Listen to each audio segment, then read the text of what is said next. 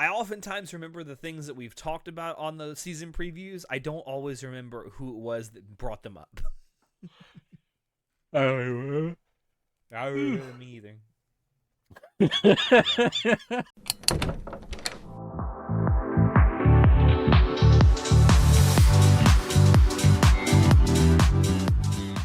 Hello, everyone. It is that time of the month again. Time for Anime Club After Dark to Papa Squad and hit you with all the best and worst of what we have been indulging in recently. I'm your host, Alex, but you can call me Senpai. And today I am joined by none other than our own monster titty hunter, Chinoda. it's a great season for ecchi boys. Cheers. In our Discord server, it's been a great time for y'all to just be hanging out there killing monsters. That too. Like, we got various people in the Discord just constantly doing Monster Hunter. It's been a great time. For those of you who are new here, or even if you've been around for a while and don't realize, yes, we do have a community Discord server, which you can join down below in the comments, as long as you're 18 or older. And we play games in there together. We watch anime, and we do all kinds of stuff. And at 3 o'clock in the morning, we usually have really crazy conversations. Sometimes I post a picture of someone with a really crazy username that likes one of our posts, and it makes me question my whole life. Did you see that? I unfortunately saw that first thing as I woke up, and I'm just Don't say it. Please don't say what it is, because Natai will have to censor it if you say it. But yeah, that was something. The life of being a content creator is always something. But anyway, we're here to talk about the things that we have been watching recently. Unfortunately, Natai isn't with us, so we don't have a Naruto report this month. But hopefully he'll be back in next month to tell it. By the time we do this again next month, he'll probably be done with most of the original series. actually, by the time next month comes around, he'll be done with OG Naruto, based on where he left. Assuming he's still watching at the same pace that he was. I don't know if he's been watching at the same pace that he has been watching. He'll definitely be past episode 100 though, for sure. But once he gets there, he doesn't have a whole lot to do if he's not watching filler. I still told him there's like a couple of filler arcs that I think are still worth watching, and if he only watches a single episode of filler, he's got to watch episode 100. That's the only one he has to watch because it's funny as fuck. It's the most important one, but there are a couple other ones that are actually pretty damn good that would be a shame if he missed out on. Genuinely, like, Naruto gets a lot of flack for having so much filler, and it's not undeserved in my opinion, because there's a lot and some of it is just absolute crap, but there are a handful of filler arcs that are anime original that are genuinely good. Yeah, which is surprising, but at the same time not really. Like, they did have a talented staff working on it. But anyway, that'll be for next season, hopefully, where Natai is able to join us again on the monthly dump. Did I say next season? Yeah, you said next season. I'm like, holy I meant shit, next what? month. I meant next month. I meant next month. Jesus Christ.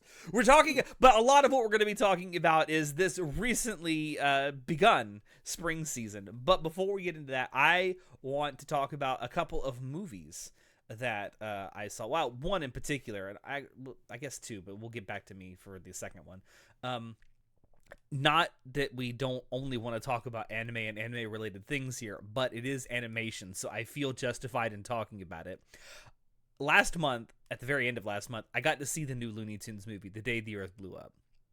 I've heard good things about it. That shit was good, and it's a shame that more people didn't go see it, because like it's wonderfully animated. Like it's a lot of great 2D animation. There is some 3D CG in this film, but it's not distractingly bad.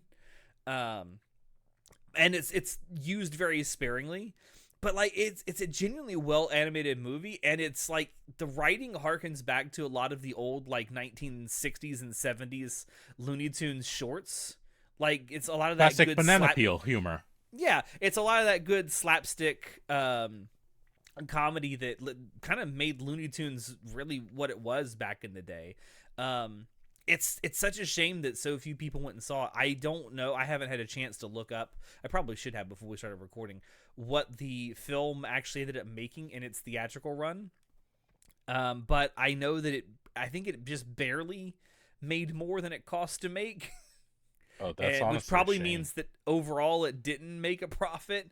But yeah, and by the time this comes out, unfortunately, I don't think it's going to be playing anywhere in theaters still in North America. If it is, and you see it, and if you have any like love of 2D American animation, please go check it out. The story is funny. It's a lot of great comedy of errors type comedy. It's great. And the So, slapstick in it is funny as fuck. according to Is it box box Box office Office mojo, Mojo? yeah, it made 11.5 total Okay. worldwide. If I remember right, its budget was something like 10 million. Okay, so it barely made a profit. Don't quote me on that though, because I can't. I read this over a month ago, so I could be wrong, and I've read a lot of things since then. I've seen a lot of numbers, but I want to say it was something like 10 million it cost to make, or something like that. I could be wrong. But yeah, more people needed to see it. It when it does come out on streaming, or if it's already out by the time this episode comes out, do give it a shot. Give it a shot. It'll probably end up being on like HBO Max. Or we can't call it HBO anymore. Max. I know a lot of Warner Brothers stuff ends up there. And speaking of Warner Brothers, I wanted to bring this up also because by the time we do the next WTF, it'll be way too late to talk about this. But Coyote versus Acme finally got picked up, and it's going to get a distribution next year. And I could not be happier. I was so surprised when I heard this news. I was just like, wait, someone actually bothered to save this? Like, I know it was done and everything, but like, someone actually bothered to save it? Yeah, and it's the people that bought it, or it's Ketchup Entertainment, and it's the same people who actually distributed The Day the Earth Blew Up for Warner Brothers. I think they bought it from Warner Brothers for something like $50 million, which for them is a lot of money.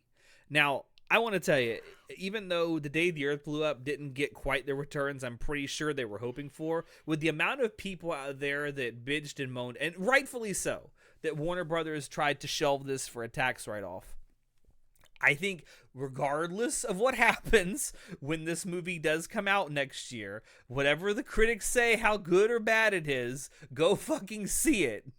Please. Especially if you bitched about it. Especially if you complained about Warner Brothers trying to shelve this, you are kind of obligated to go see this in theaters now, especially if you can. Like, there's really no... Well, I guess there are reasons, but there's no genuine reason why you shouldn't go see this if you complained about it.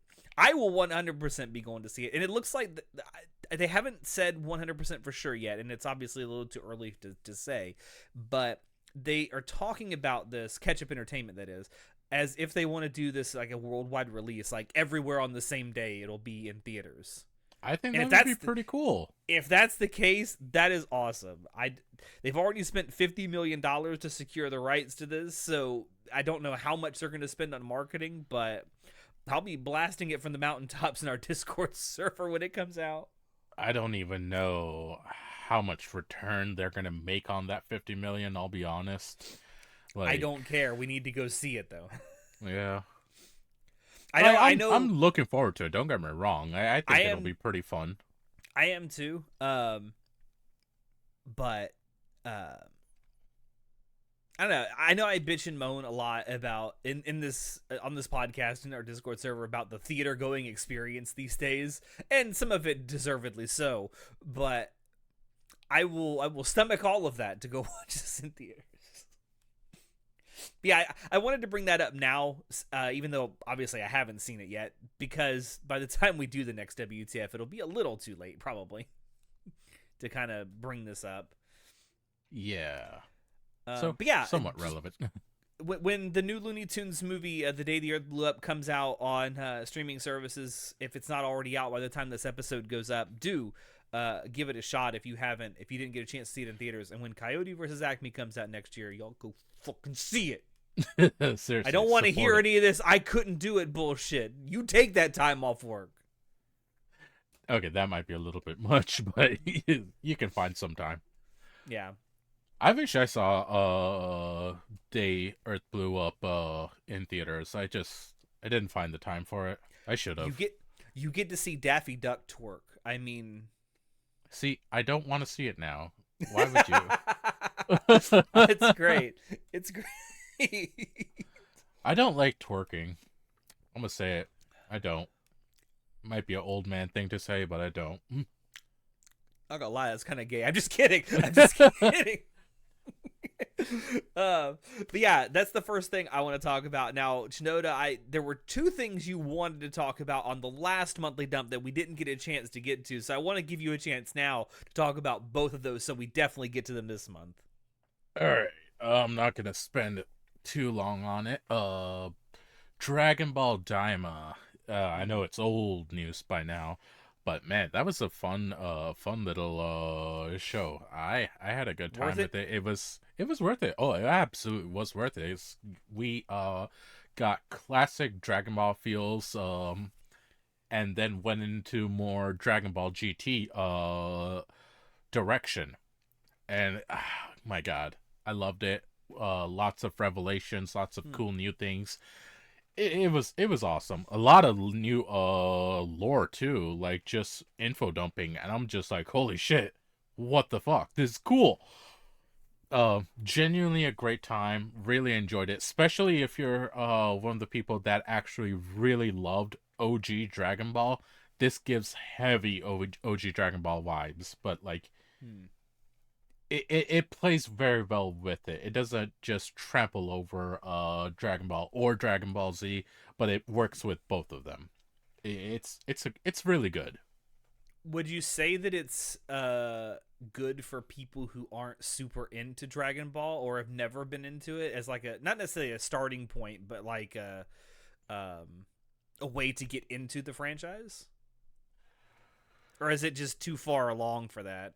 No, so I would say it's too far along. Like, if you want to casually watch it, I guess you could, but like, there's so many references, so many connections that are made to like every aspect of Dragon Ball that so you get more out of it by actually watching the older stuff.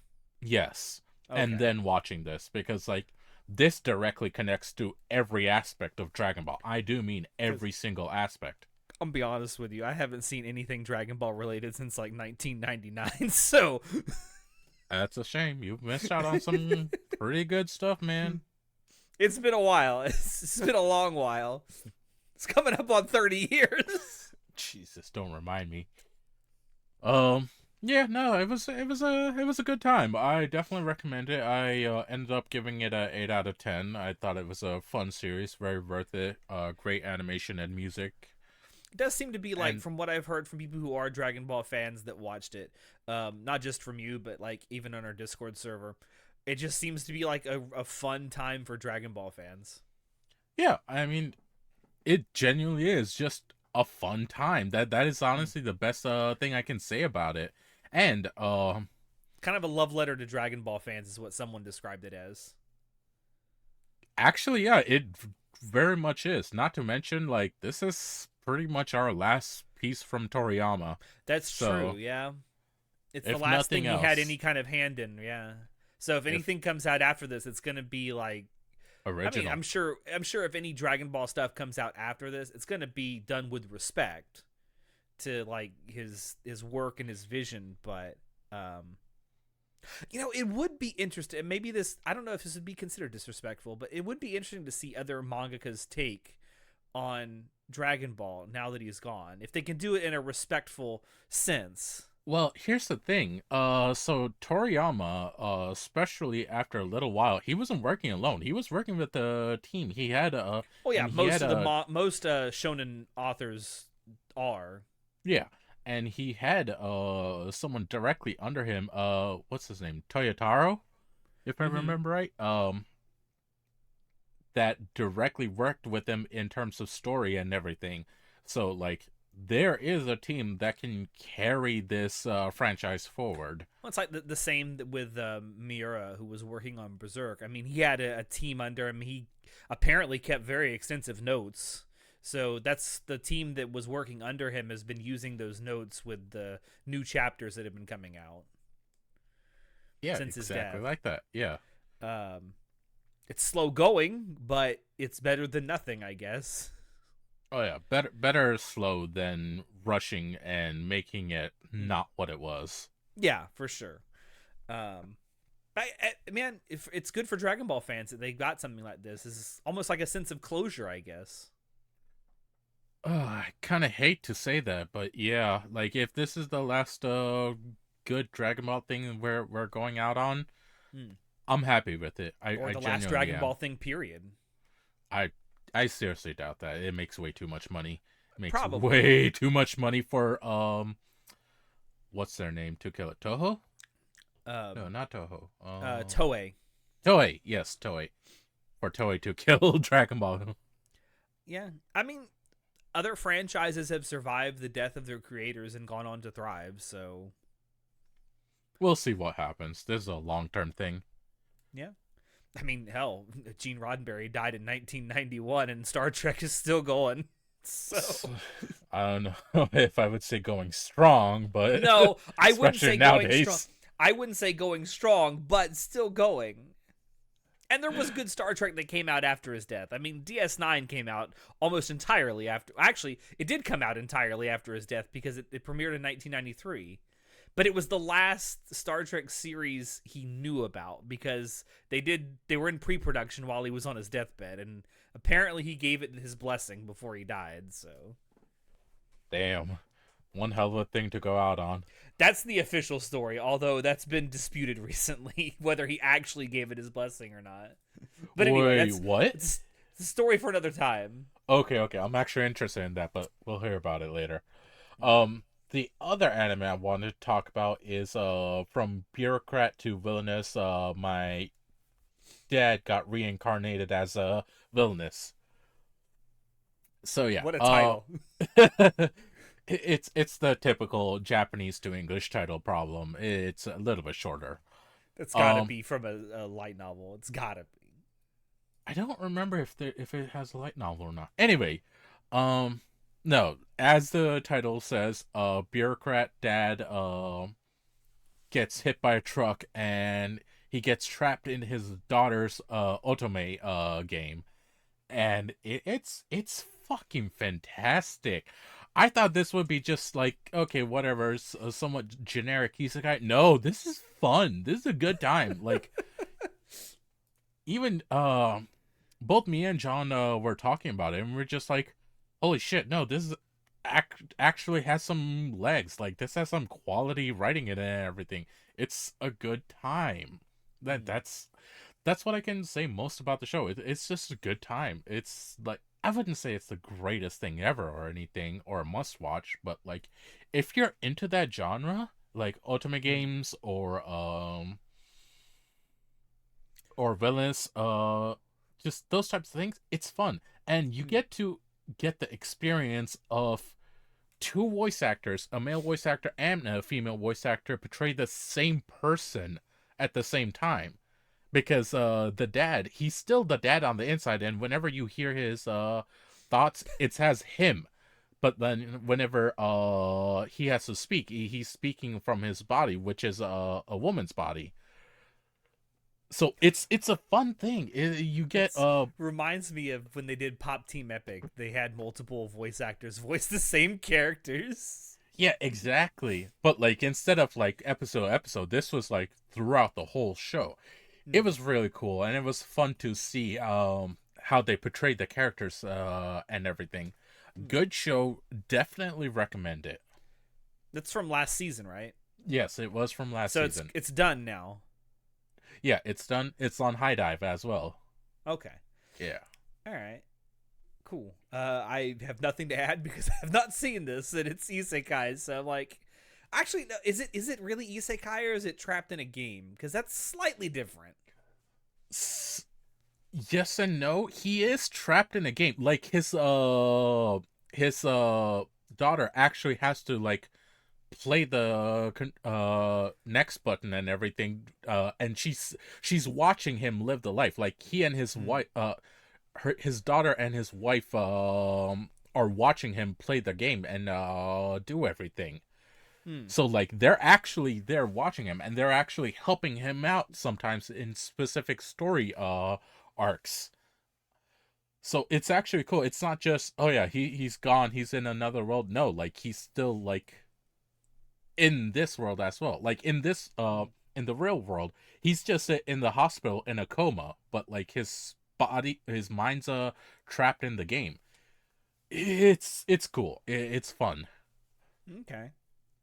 All right. Well, I'm Oh, glad you oh, enjoyed it. and both of them, him and his wife, they're old school weebs. Oh, you mean like old school? Old Old school. school otaku, yeah. So like that makes it even better. They're not like just ignorant. Oh ho ho! I'm just a generic bureaucrat, and I'm in some kind of game world that my daughter plays. No, he's like, no. He knows because he's played this shit before too, and like he grew up with that too. You gotta do the proper Ojo Sama laugh. Oh, he does because like again, I'm really villainous. sorry to everyone who just saw that. I'm Okay, so great sorry. series. I genuinely love it. Highly recommend it. All right. Well, Alex. I'm gonna talk about a another movie that I got to see at the end of last month. I went to the movies last month more than I've done in the last 2 years combined. Must have been so weird for you. It was spending so much time in a movie theater. I mean, I did get a chance, and by the time this comes out, you will have seen it too. We did a movie review of Princess Mononoke, and I was able to spin that into a double feature. So that was cool. I did that as a double feature with The Day the Earth Blew Up, as a matter of fact. Oh, well So then. that was actually really cool. But the same week I did that, I also got a chance to see a very old movie from a good friend of the podcast. No, not actually, but Hideaki Anno, who is probably most familiar to people who would watch this podcast and anime fans in general, as the creator and director of Evangelion, Neon Genesis Evangelion. Um, also he's had a hand a few times throughout his career in doing live action movies. And I got a chance to watch his very first attempt at a live action movie called Love and Pop from back in 1998. That this God film had damn. prior to this theatrical screening that I went and saw, it had never been shown in North American theaters at all. In fact, it's very rarely ever been shown outside of Japan. Um, Now there have been a couple of different like home video releases of this film over the years, but that's about it. Um, very I went into this with very little expectations. Like I knew that it was more of like an art house kind of film, and boy, does it live up to that! Oh Jesus Christ! In a That's good about way it. or a bad way? In some ways good, in some ways bad. The movie is over an hour and a half. It's I think it's like 110 minutes total. Um and it's very slow paced. Like the movie itself is pretty slow paced, especially the first 30 to 40 minutes of it. Um but the one thing that you will notice about this film as you watch it is boy was Ano really experimenting with cameras and camera angles Oh because there's a boy. lot of really weird and out there camera angles in this film. There's a point in this film where you're watching someone have a telephone conversation and you the audience don't hear the other side of the conversation, but you do have where every time the other person is talking, half of the screen goes dark and you see text come up that says what the other person is saying. Oh, so you don't physically hear it. You're reading You have to what they're saying. read the other side of the conversation. And I'm like, okay, this is fine. This is fine, Ano. I mean, And you then weren't.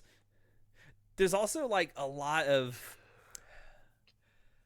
so I guess I should say the film is about a group of young, high school aged girls coming of age in the late 90s in Japan after there's been a bit of a sort of economic downturn, which really happened in Japan at that time. Um, and a lot of these, and it's all a group of women, and they all feel a little bit lost and unsure of what to do with themselves. And so, how do I say this nicely? Oh. They decide a way that they can make money is by going on these sort of, what did they call it in the movie? They called it something different. Dates? They go out with older men in exchange for payment, shall we say? Ah.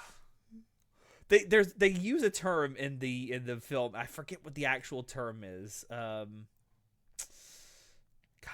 Anyway. As you can imagine, it gets a little creepy sometimes. A little bit? Only sometimes? Jesus. And there is a point that's very gratuitous in this movie. You never see any of them make it, by the way, which is good. Now the characters are meant to be high school students, but I don't think any of the actors playing them were actually high school age. I think they were all in their early 20s, and they were just playing teenage characters. They just look young enough. Okay. I think. I don't 100% know. Because I didn't go and look at like all of the but you never seen any of them make it, so it's not that big a deal to me. But there is a very gratuitous scene in this where one of the men that one of the main girl ends up going on a date with is very. We'd call him an incel today. Oh. That would be the word for it, and he has her go on a date to a video rental store. And gets her alone in one of the sections and puts her hand in his pants, and you can figure out the rest. In the middle of the store, and that scene lingers for what feels like at least 3 to 4 minutes. And there's no music. There's no like background noise. It's literally all you hear is grunts and groans, and it's like, okay, Ano, please stop, please. This is uncomfortable, and I get it. It's meant to be uncomfortable because he's kind of showing it for what it is. But man, I can weird. I can see why this is a art house film, shall we say? It was that was I felt very uncomfortable watching that. I mean, how was the rest of the movie, I guess I should ask? It's very much of its time. But yeah, the thing that's very striking when you watch this is just the very experimental camera angles that's constantly goes throughout the film. And there's also this scene where two characters are talking, and I'm thinking to myself, okay, a regular director would look at this and say, we'll have one camera on one side, one camera on the other, and then every time that someone new is talking, we'll just flip. We'll flip back and forth. Ano decided not to do this and instead have one camera during the entire conversation. And this conversation is not a short one. It goes on for about 2 to 3 minutes. And the entire time the camera is just circling around the girls. And it's constantly moving at the same rate. I'm like, okay, this is definitely a choice, Ano. Very much student making his first film. Kind of. I mean, he definitely wasn't like a film student, but you could tell he was definitely just trying a bunch of stuff because he wanted to. I don't know. I from an artist perspective, I definitely respect it. But I can understand if you watch this and you find parts of it very uncomfortable to watch. I get it. I 100% get it. I'm glad I got a chance to see it, though. I'd like to see more of his live action stuff, like his experimental stuff, like come to theaters. But I also know it's probably not. I mean, G-Kids did this. G-Kids, they also put. I don't think they actually did the 2K restoration that was done on this, but they distributed it. Wait, that G-Kids is like actually out here doing good work this year. God's work. I mean, seriously. They did the thing with the Mononoke 4K restoration. They're doing 3 Mamoru Hosoda films 4K restorations of those this year and putting them all in theaters. Yeah, Summer Wars, Wolf Children, and The Girl Who Leapt Through Time. The Girl Who Left. Yeah, that's the last one. Yeah. So I'm very, very much looking forward to those, especially seeing them in theaters. I'm gonna be very happy. 4K restorations as well. Holy shit, it's gonna be so good. So yeah, I'm looking forward to those. But yeah, I don't know if you're into like experimental art house films, give this a shot if you get a chance. I know that this wasn't like a specific theatrical window for G Kids to do this, because they've been constantly adding more dates to theaters across the country for like the last month and a half or so. So basically, just keep on keep checking G Kids website. Yeah, and if you're super interested in seeing this, or if you have any interest whatsoever, and you want your local theater, especially if it's a more independent theater, call them up and say, hey, would you mind getting this? Because there are some independently owned theaters that will do that. They'll see that these things are out, and they'll call up whoever the representative of G Kids is. We'd be interested in screening this. And that's kind of how it works. It's literally how it works. That's how I saw it. I went to an independent theater. Well, I was going to say near me, but I had to drive all the way to Tampa. But yeah, that's how. Don't be afraid to call up your local independent theater and see if they can get something like this, if it's something that you want. Because the only way they know that there's any interest is if the people that go to them tell them. Yeah, you gotta voice your stuff. All right, please, can we talk about Windbreaker?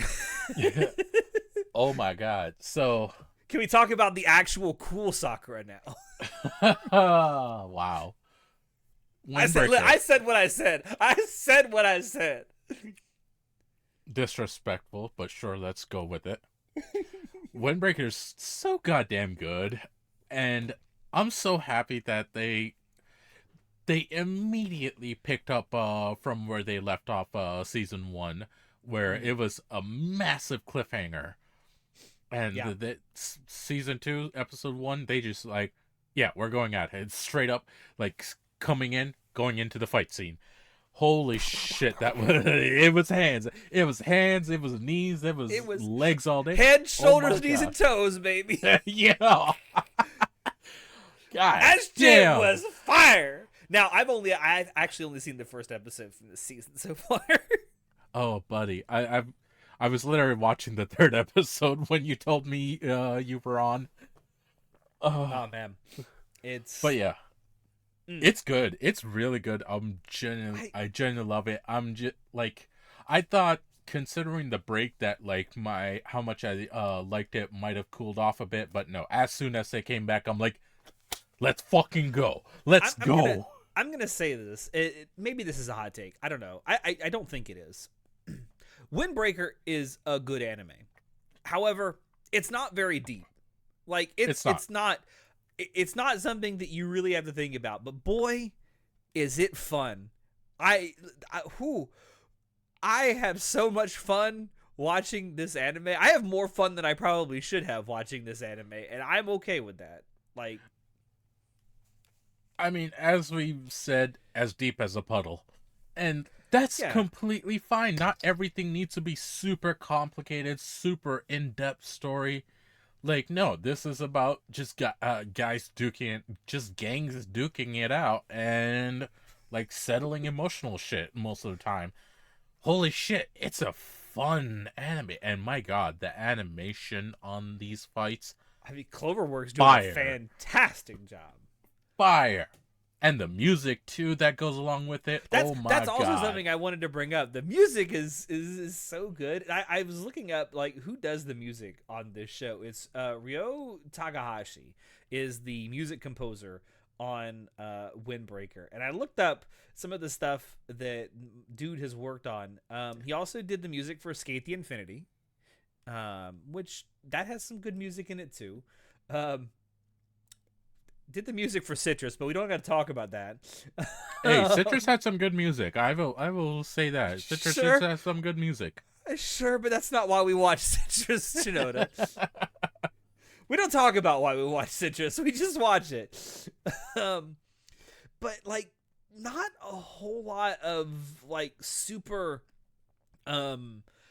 big anime like ACAD 13 from several years ago, back in 2017, which, yeah, that had great music, but it wasn't like the best anime, if I'm honest. No. Ari Fuerte, Oh, really? I mean, it's okay anime, but I don't think I look at that music and think, oh my god, bangers. Nah. I don't know, maybe this dude is just hitting his stride. It very well might just be that. Either way, though, like it's showing real well. Yeah, I will say that.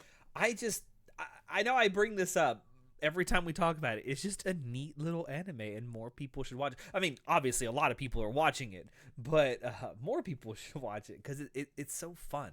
It is kind of a turn your brain off show in a way. It But legitimately is. It's you're watching a bunch of guys throwing hands. Like it's not deep. It's but not it's complicated. fun, It's fun. Yeah.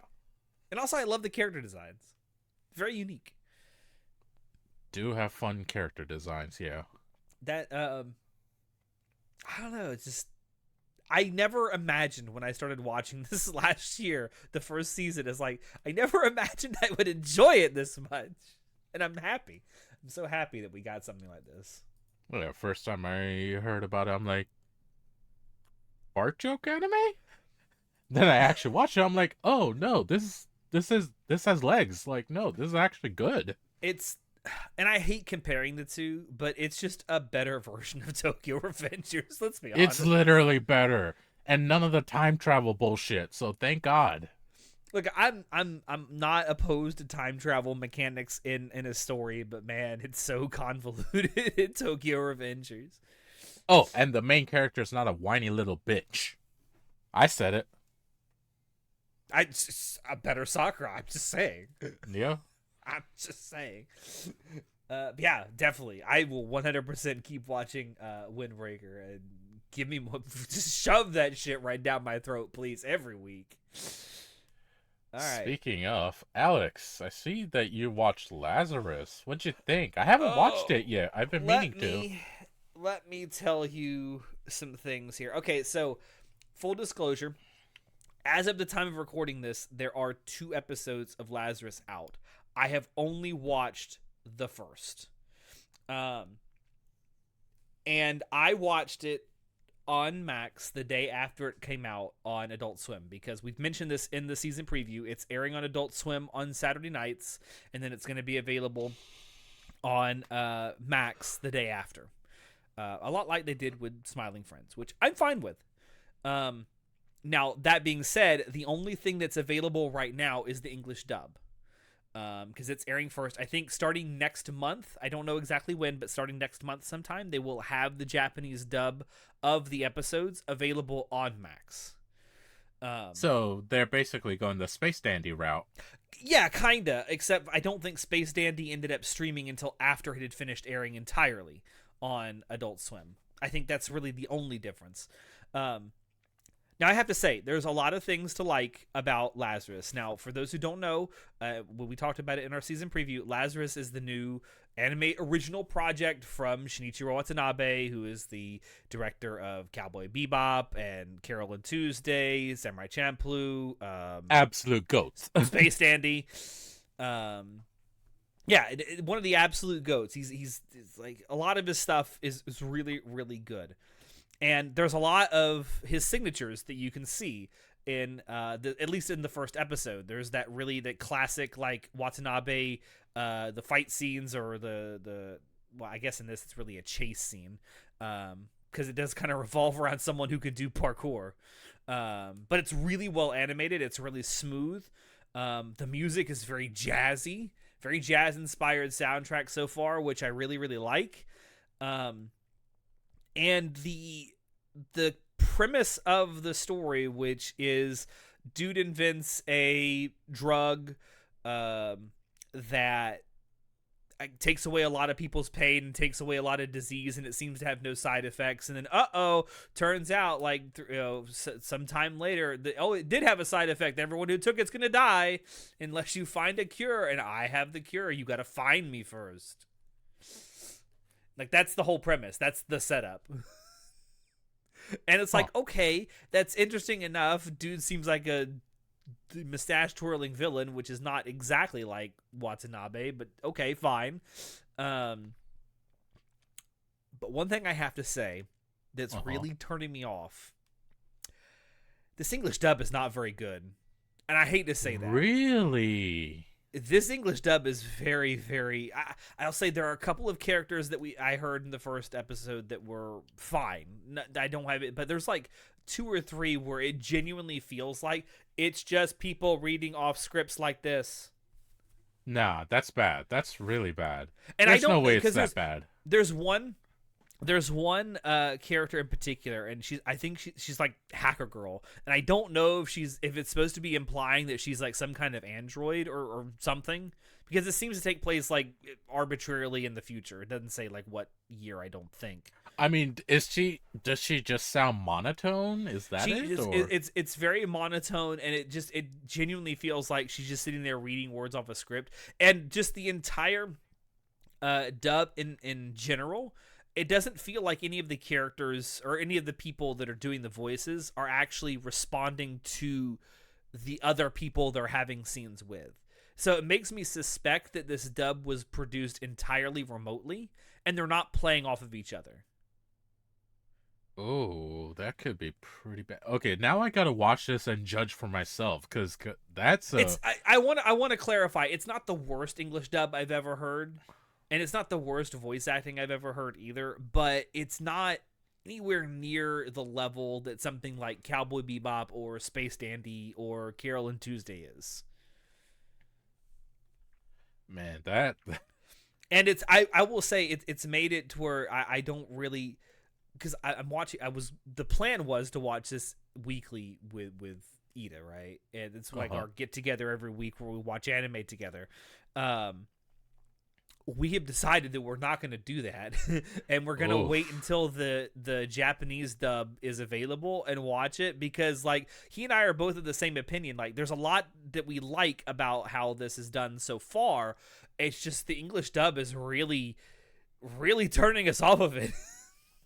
Man, I want to say that's harsh criticism, but like if it's that bad, it's that bad. I'm gonna go. Okay, I'll watch it. I'll give it a chance, and next monthly dump, I'll say what I think about it. But yeah, man, I definitely think it's worth like checking out if you're kind of a... I hate using this phrase, but like a Watanabe purist, or at least you want to see all of his stuff, because the dude has a great track record. I wouldn't even call it great. I would call it fantastic. Yeah. I don't know. It's... There's lots of elements of this that I like, but then I'm not... I want to wait until the Japanese dub comes out and then give it another shot. So I feel like if it's the story that's bad, then the Japanese dub will tell the tale. And if that's really what I'm not like vibing with, I don't know. That's really all I got to say about it so far. It's like if I had to judge it based on what I have seen so far, I would say it's just good enough for me to give it 3 episodes. Okay. And the voice acting pending to see. And the voice acting pending, yeah. All right. That's really all I got to say about it. I'm kind of... I wasn't blown away by it, but I don't entirely hate it. I'll give it a watch. I'll give it a chance. See how I like it. Who knows? If I don't like it that much, I might just do what you and he are doing and just wait until the Japanese part comes out. Yeah. Now, I want you to talk about... first of all, I want you to be very, very careful and realize this has to go on YouTube when you talk about it. So please, with that in mind... Damn, Alex, you trying to censor me saying we can't do the After Dark portion of Anime Club? I'm saying be tactful about it, please. Ladies, gentlemen. There's no women that watch this. Be real. Yes, there is. John's wife. She's Okay, not a fair lady. enough. You're right. Actually, I do know one of the three He's you're going to gonna talk skin about. me for this. One of the three you're going to talk about, I know Finn also watches. So, ladies, gentlemen, other assorted things, cat girls. assorted cat girls and cat boys. This is a fantastic season for titty. Well, I mean, yeah, it's anime. Of course, it's always going to be. But more than usual, we got a triple shot of ecchi anime airing this season. And he's getting drunk on all three of them. Boys, we're drinking good. We're drinking real good. See, I'd be drinking right now if I didn't have to work in about about an hour and a half. You still can. You're just being a coward. Okay.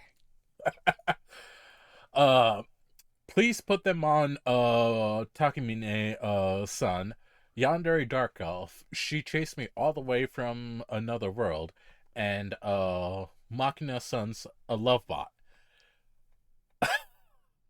Oh my god. That's a lot of words you said all at once.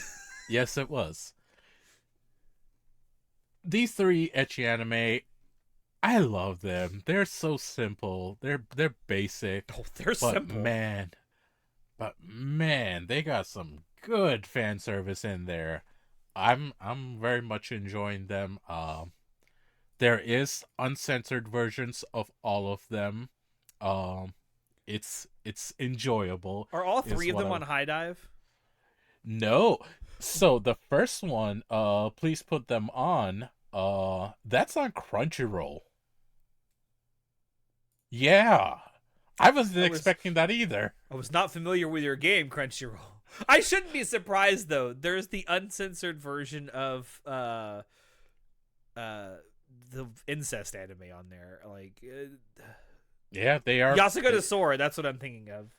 They are based. They are based. Well, let's hold back on that one a little bit.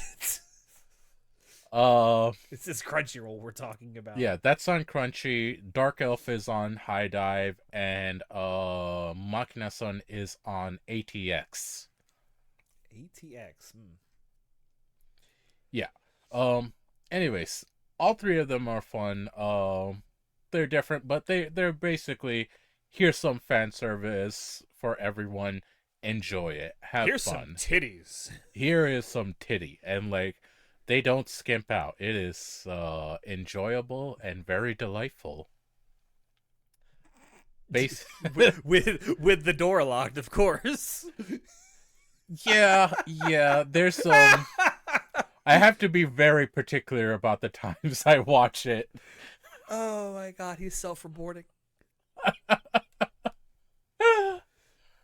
No, it's a good time. I'm enjoying them. They're simple ecchi shows, but like, it's been a while since we've had stuff like this that I've genuinely enjoyed. So without looking at it right now, I need you to tell me which of these three has the lowest score on Mal as of the recording of this.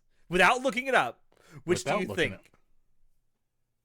Because I got all three of them up right now, and I can tell you all three scores.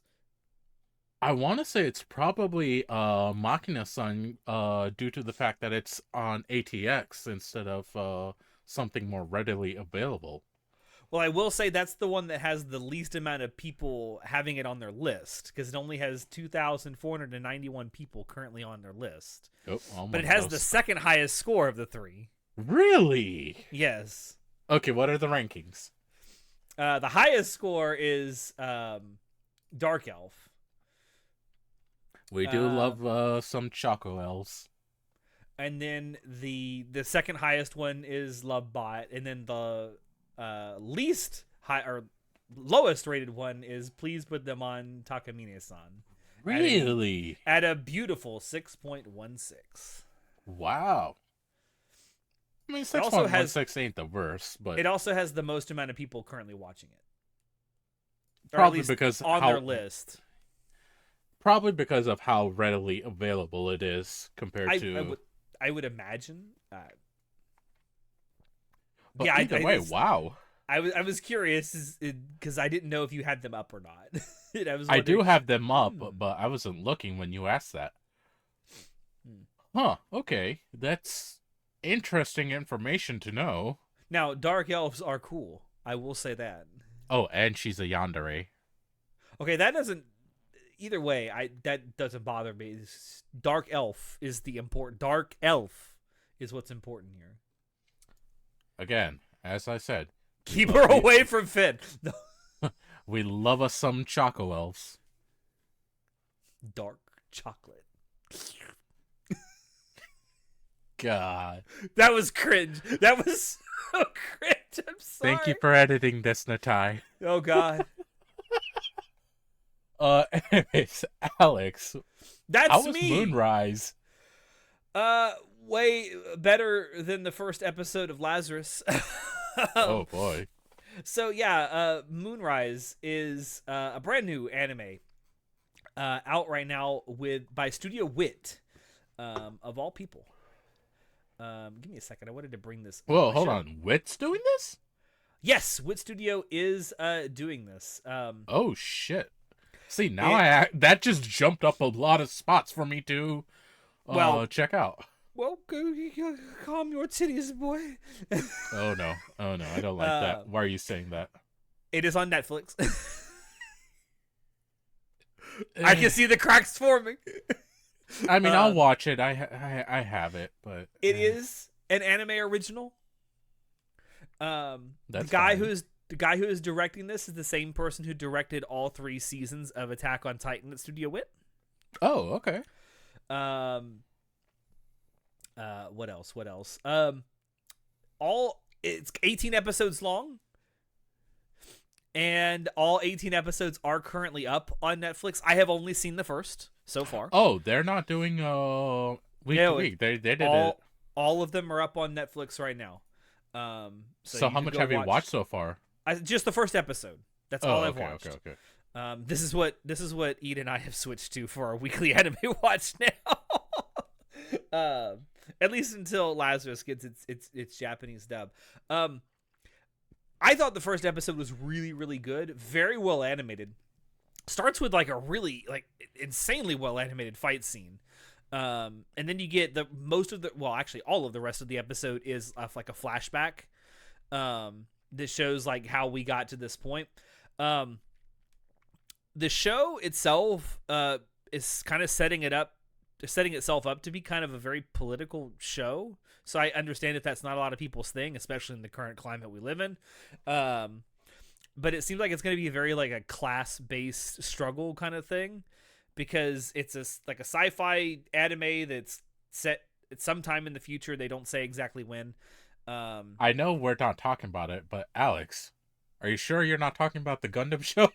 I was gonna bring that up because the first episode sets this show up to be like a class struggle between people who live on the Earth versus people who live on the moon. Like there's a whole society that's been built on the moon, and it's kind of at least culturally separated itself from people who were born and raised on Earth. And it kind of seems like they're going to show that people who were born and raised on the moon are treated as second-class citizens by people who were born and raised on Earth. Colonialism. I know, right? So I get it if, politics and anime isn't your thing. First of all, you're going to really hate Part 7 of JoJo's, I'm just saying. Second of all, you're going to hate a lot of anime. Second of all, don't ever get involved with Gundam. But no, after we watched the first episode, Ida was like, this is kind of reminding me of Gundam a little bit, like this political like intrigue that they've set up, and like there's a class struggle. It's like, oh, okay, cool. Now, again, I've only watched the first episode. I go on Mal, and I know Mal is not the be-all end-all of anime taste, but it's sitting at a 6.90. Which 6.9, nice, but it makes me wonder if this story just take a shit. Oh, because I've seen Al Noah Zero. I can tell you that first couple episodes can be good, and the rest of the story be shit. I have to imagine that not everyone's actually completed it though, and people are just judging it off of like a couple of episodes. Well, it was released in its entirety on Netflix on April 10th. As we record this, it is April 17th. So I can imagine that there are some people who have watched the entire thing at least. Yeah, by now. And granted, it's only got 2,600 reviews, so that's not a huge sample size, at least on Mouse. I don't know. I'm wondering if it's kind of like Al Noah Zero. It starts out really good and then takes an absolute dump. But hey, it's all out there, so if you want to binge through it, enjoy it. Now, the guy that's directing it, it's Masashi Koizuka, is the same guy who directed the first 3 seasons of Attack on Titan at WIT. He was also the assistant director for Sarah for the End. And also the animation director and assistant director for several episodes of Guilty Crown. Take that for what you will. He's also writing this. Oh. He's also the writer. Like, he's the author of it. He's the script writer. Oh, script writer. I don't know if he's the story creator or the actual creator of the story being told. But he is the script writer and storyboard artist and series composition. So he's doing a lot with this. Yeah. I will say, one thing in the first episode I was kind of impressed at is the music. It's got this like really sweeping orchestral score, but it also has like this electric guitar stuff that comes in from time to time. So I'm like, that's kind of cool. Huh. Interesting choices. I don't know. I was impressed enough by the first episode where I'm like, okay, this seems kind of cool. I'm gonna keep watching this. That's all right. That's it. I can't really say a whole lot more because, like I said, I've only seen the first episode. That's fine. All right, I'll move on. But speaking of sci-fi, Intergalactic Empire. Yeah, I'm the evil lord of an intergalactic empire. Aren't we all? You wish. Trash isekai. It's not trash. Well, maybe it is trash. Maybe if you're watching it, it probably is. Wow. Am I wrong? Yeah, Audience, you're wrong. Am I wrong? Yeah, you're wrong. You're so disrespectful. My God. No, it's not that bad. It's only got 3 episodes out so far. It's okay so far. Again, stereotypical isekai guy gets betrayed by like everyone in his life and then dies. He gets reincarnated by like this trickster god thing and gets put into a shitty situation, but he basically managed to make the most of it. Not bad so far. I like it because it's got mechs. It's a sci-fi anime. He's voiced by Kaneki Ken. Oh, yeah. Natsuki Hanae is the voice actor for the main character, and I'm like, yeah, this seems like something he'd be good at. It's not bad. It's not like the greatest thing ever, I would say, but like I'm enjoying it. Kaiki's in this. Is he? Yes. He yeah. He plays, I don't know who this character is, but someone named Yasushi. I know he's got a beard. Oh, that guy. Oh my God. Kaiki's in this. It can't be that bad then. So that guy's a sleazy trainer that pretended to be a master of a sword style, but he's just a trickster. Wow, he's playing the same character. Who he literally plays the same character, yeah. Apparently he's got a type. Shinichiro Miki is so good at playing scumbags. It's crazy because like he's voiced some other iconic characters in anime that aren't scumbags. Hey, he's the Japanese voice of Roy Mustang in Full Metal Alchemist. Although, let's be honest, Mustang can be kind of a scumbag sometimes. Yeah, sometimes. Yeah. Oh, that's hilarious. But yeah, no. I'm enjoying it. It's a mecha with magic. So, I good just times. learned something. He's also the Japanese voice of James in Pokemon. Okay. Oh shit, is he really? Yes. Huh. Good to I did know. not realize I've never seen the Japanese stuff of Pokemon in my life. It's good. It's good. It's I definitely mean, enjoyable. I'm sure it's fine. It's just I've never seen it. But yeah, that was that Listen, for me. when you're good at villains, you're gonna get typecast, man. All All right, right. Alex, I want to talk about this as well. The The beginning after beginning the end. after the end has actual PowerPoint animation, and it's fucking hysterical. Like the anime isn't hysterical; it's actual shit. But It's the not people good. people came into this. It was like one of the more anticipated things that was going to be airing this season, and I mean, for all I know, I haven't read the source material, but I think this, from what I've heard, I think the source material is pretty well regarded, more or less. Yeah, it's very well regarded, and a lot of people have been looking forward to this, to the point where a lot of fans are actually throwing up protests saying they need to cancel this and redo the entire thing because holy shit, it's dog shit compared to the source material. And like when I started hearing that, I'm just like, oh boy, here we go. Like Mm. I thought, okay, maybe it's just a couple people upset about select choices. No, no. Like they're actually upset. Have you ever And seen an anime without animation?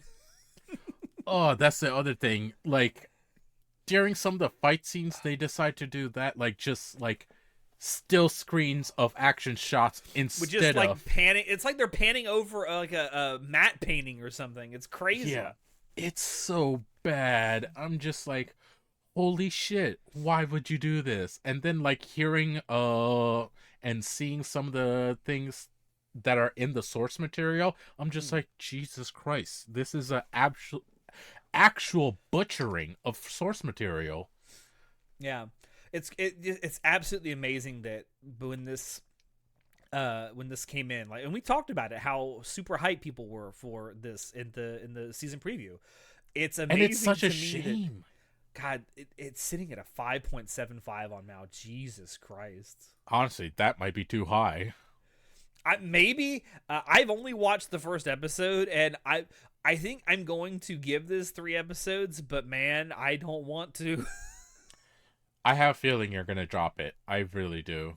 I don't have a feeling. I know I'm going to drop it, but I'm going to give it 3 episodes because I'm shocked. Like, This has where's potential is what really makes me mad.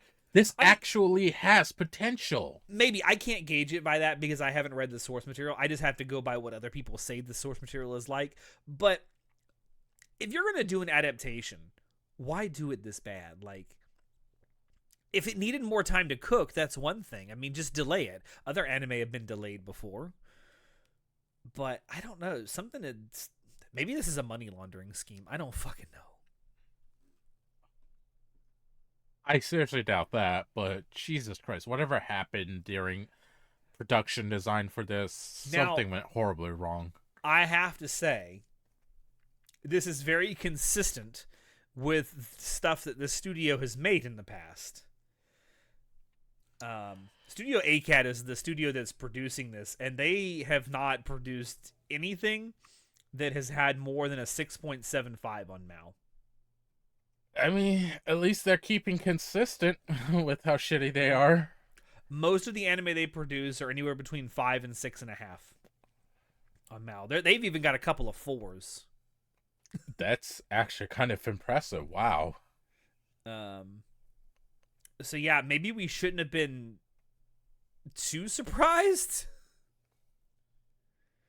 Like, I don't it's know. funny. There is a couple other stuff that they've done that I have enjoyed. Like, there is. But this is one of those where I'm just like, what the hell, guys? What happened? Like, seriously, what happened? Yeah, I don't know. I don't really know. Um, Maybe this is just an example of a project being mismatched with the studio that's making it. Because I don't we've even seen know that if it's before. I don't even know if it's the studio because they have done better work than this. Like No, they I've haven't. watched. Yes, No, they they have. haven't. No, no, no. Compared to like specifically the animation work, there's a couple of other anime from them that I've seen. They have Oh, done a lot better. Yeah. I mean, yeah, there's a couple of anime that they've done where at least visually they look okay. I wouldn't say they've done anything that's like super crazy, like, oh my god, this is the best animation ever. No, no, nothing like that. None of their works are like that. But like actual animation, they have done that. This I is mean, hell, not one of those. this is the same studio that did High Speed Etoile, and I'm much like John. I am convinced that that was a money laundering scheme. That is that anime had to be a money laundering scheme. I laugh because it's possibly true. I I can't see a world where it wasn't a money laundering scheme. Um, I yeah, don't know. it's just crazy to me how bad this was. It's super bad first impression. Maybe they're saving all the animation budget for the end. I don't fucking know. That'd be a horrible choice if that's what they chose because No like the one's gonna beginning get is to where the you're end if it supposed looks to. this bad. Yeah, like you do the hook in the beginning because it is supposed to be the hook. The Yeah. hook that catches the people that watch it. Jesus I mean, Christ.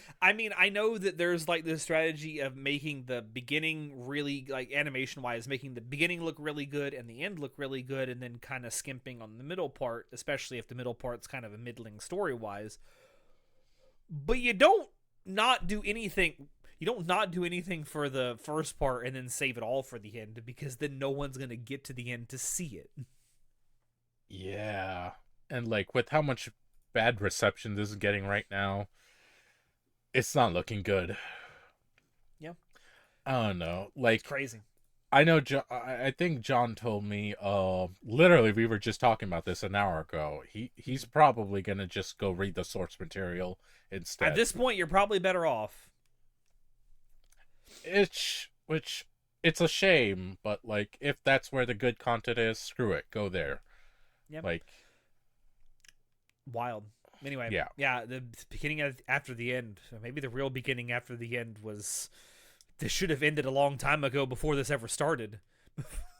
God, don't remind. Oh, anyways, Alex, you know something pretty funny I've noticed No one's talking about the new My Hero Academia spinoff. that no one has been talking about it at all. I mean, Don't let look. Finn hear this because she's actually watching it and enjoying Oh it. no, poor girl. She unironically loves MHA. I mean, I like it as well, but I haven't. Okay, to preface, I haven't watched the first episode yet. Even I just been putting it off. There's so much to watch and so much I'm finishing up on. Hmm. Um, but it's weird to me that I haven't seen anyone talking about it or even heard anyone talking about it. And the weirdest thing, I haven't seen any art of it. Like, I mean I haven't watched it myself, but I've seen clips of it like on Twitter and stuff here and there. I Like haven't even seen any clips on there. it doesn't look bad from what I'm seeing. Like the animation doesn't look bad, but to be fair, the animation in MHA doesn't look bad. Like it's No, no. Bones. Bones is good with this They're shit. solid. Yeah, they're solid. I don't know. I feel like maybe because the last season or the final season of the MHA, the main series, the anime adaptation of that is coming out later this year. I think it's starting in the fall. Yeah. And I don't know. I feel like maybe the franchise has kind of run its course. Like all the excitement and the hype for it has kind of died down. It's certainly not to the level it was, at least from what I'm seeing online and the discourse that I'm seeing. It's not anywhere near the fever hype that it was, say, 4 years ago. No. 5 years ago. People grow up and move on. It's a different landscape from back then. And I think I again, I haven't read the source material, but I am familiar with the discourse around it. I think there were a lot of people that were very disillusioned with how the manga ends. And now that we know how the manga ends, I think there's a lot less excitement to see how the anime ends. Oof. And like you think Why are- the side why are series is getting hit by that, unfortunate. Maybe. Why are so many shonen writers so bad at writing endings? Because it's not the most difficult to come up with a concept or a beginning. And even in middle you can stretch it out, but like writing endings, that takes some talent. Yeah. Like it's so easy to fumble a ending. I don't know. It's crazy to me how so many shonen I've watched over the years that just suffer from really bad endings. Like the premise is solid, and the story is fine. The characters are good, but then you can't stick the landing, and it's frustrating. Ladies and gentlemen, this is why I say move on from shonen, go into shoujo and josei, where their endings are actually good. Actually, just watch Slice of Life, where the ending doesn't matter anyway. Yeah, it's a slice of life. It's a slice of life. You don't have to have. You don't even have to have an ending at all. Yeah, the ending is just next day. And the next day we woke up. The end. I don't know. I really had no intention whatsoever of watching this spinoff. I haven't watched MHA since like season 2.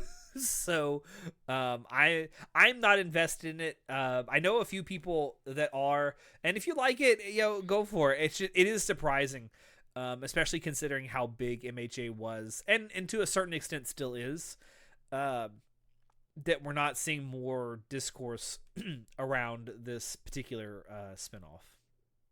Yeah, it just caught me off guard. Maybe it's also because it's a prequel. Maybe it's because of that. You don't really have the main cast. You have like only a couple of side characters showing up, so it's probably because of that as well. Yeah, I don't know. It's weird. But I had no intention of watching it. Fair enough. You know what I am watching though? And me. Yes, I know you, but let's be honest, I'm more important here. Oh. No, as I said before, you're the reason I drink. Damn. Of everyone on the podcast, who is the biggest slut for Slice of Life? It is I, okay? No, I am watching Mono. It's not a disease you get by kissing, I promise.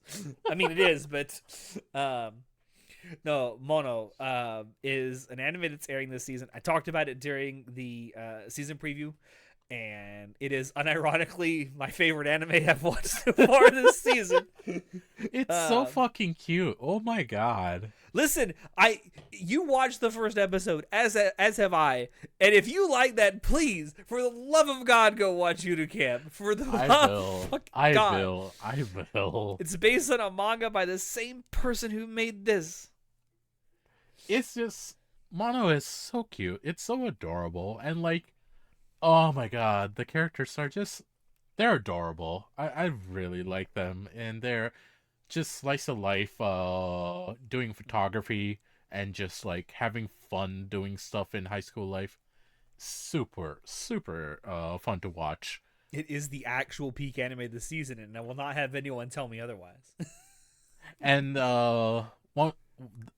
I wouldn't even call her a side character. One of the other main characters is in Lesbians with the main character, and I just find that so wholesome. Nah, the dude that makes this, his name is Afro. I think he's a dude. I hope. I would imagine with a name like Afro. Well, who knows? Fucking people in Japan come up with crazy names for themselves. Has a habit of this, of putting the maybe lesbians in their works. I make the joke about it all the time that Rin from Beauty Camp is a lesbian. And let me tell you, she gives off lesbian energy. I mean, this wasn't even a hint of it. She like outright stated She in her wants to grow thoughts, like, old with her. yeah. Well, I'm just like, okay, yeah, you are into her, into her. And I don't even think it's like a romantic or like... I don't know. Yeah, I'm pretty sure it's romantic. It might not be, but it might. Listen, we don't lewd the wholesomeness that is this anime, okay? No, it's super super adorable, and like plenty of fun moments as well. The kitty cat, oh my god, the absolute G of a cat. Yeah, a chonk. That's a chonk right there. An orb, as we say in the business. Goes out into the streets a week straight and just gets into fights and everything. I'm just like, Jesus Christ, yeah, no, this explains cats pretty freaking well. Yeah, this is what happens when you let cats roam. They will get into fights. It's like Windbreaker for cats. I would unironically watch that. Okay, Michael Vick, settle down. Oh no! Settle down, Michael Vick. We don't need you to have a cat fight club. Bruh. No, this is super that's wholesome. a sports reference, boys and girls, in this anime podcast. I like this. It's very cute, and I'm so desperately looking forward to more. I think this is gonna be my Iashiki of the season. Listen, of all the anime I've watched so far, this is my anime of the season so far. And yes, I'm saying that knowing full well that Fire Force Season 3 is airing. I don't give a fuck. Fuck you. Wow. I mean, no, you like this guy's work, and I do. It speaks to you. Work. Listen, if you like this, when the season's over, go watch Beauty Camp. There's another season coming out. How much content is there? There's like seasons, oh my God, movies, OVA. There's 3 seasons, a movie. There's a 4th season that's going to come out. And I think there's also a spinoff called Room Camp. And that's an anime short. I think each episode is only 5 minutes long. OVAs as well. I think there's 2 OVAs. I think. I don't quote me on that. Either way, there's plenty of content for you to watch. Oh, for sure. Yeah, if you want comfy slice of life, yes, these are the 2 to watch. Like this dude has found a niche and does it really, really well. I respect it. Yeah, that's it. It's literally peak anime. Go watch it. And I'll back him up on this. Like, extremely enjoyable. Please go watch it. And you get to watch the mangaka drift at the end of the first episode. Oh my god, she's so fucking bad at I love her. As soon as she started drifting, I like just in my head, deja vu. This just started playing. Yep. No, it's a fun show. It's super adorable. This is one of those that I'm gonna be recommending to everyone. It's great. Genuinely great. And the studio that's doing it, this is like their first ever like solo production. Oh shit, is it really? Yeah, I'm not exactly sure how you're supposed to pronounce the name of this studio. If you pronounce it like I would assume you pronounce it in French, it's Soigne. It's Soigne. I feel like if I say that, I'll say something racist, so I'm just gonna trust you on that. Oh, okay. I'm trying to figure out how you make a slur out of that, but sure. It's the French. They make slurs out of everything. I mean, let's be honest. It's okay to say slurs to French people. It's fine. Don't do that. I'm joking. For legal reasons, I'm joking. For anecdotal reasons, though, go for it.